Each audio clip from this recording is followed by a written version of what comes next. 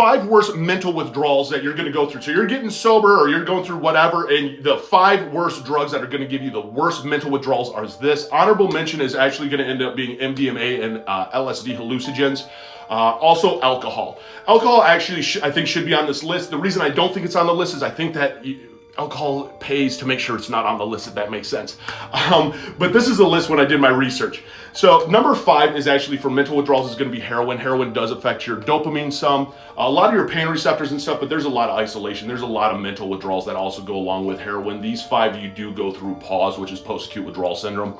But with heroin, it's more physical withdrawals than it is mental withdrawals. But again, with most addictions, it is a coping for something. So that trauma is still there. The childhood abuse, whatever you're running from is still there, and you really have to address it. Number 4 is weed. Massive. If you're smoking a lot of weed, weed actually has the 4th rated physical withdrawals, and I do agree with that because you can get extremely strong anxiety from it, trouble sleeping with it, which if you take anxiety and sleep and you're not sleeping with massive anxiety, it fucks with your brain.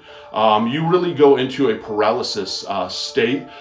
You go into a derealization state, and it can happen for a very long time. And so it is something that really can screw with you mentally. And people don't realize how much damage it can cause in here of trying to just get normal again. Now, number 3 is actually nicotine. Nicotine is the 3rd worst mental withdrawals. Nicotine is actually a silent stimulant, so it helps with anxiety.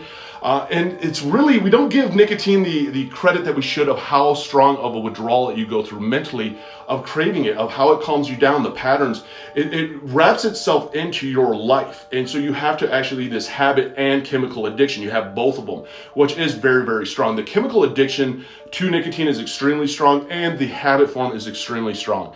Now, number 2 is actually crystal meth and ADHD meds, like stimulants.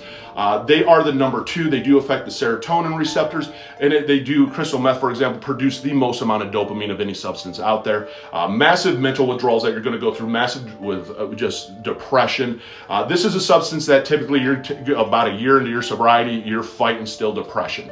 Number 1, crack cocaine. Cocaine is the number 1 withdrawal because it builds tolerance so much with that dopamine. It doesn't produce as much dopamine as what meth does, but it creates a tolerance a lot quicker than what meth does. So again, massive pause on it, massive mental withdrawals from it, a lot of depression. It's a very long process, getting your brain to normalize out. And that's why I share and educate on this, because everyone thinks, oh, after 30 days sober, life's good. No, life isn't good, man.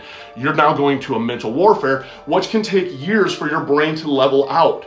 And that's the strong challenge and why you need to have support. Find the right doctor.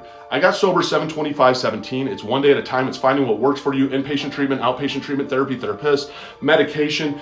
In AA, find what works for you.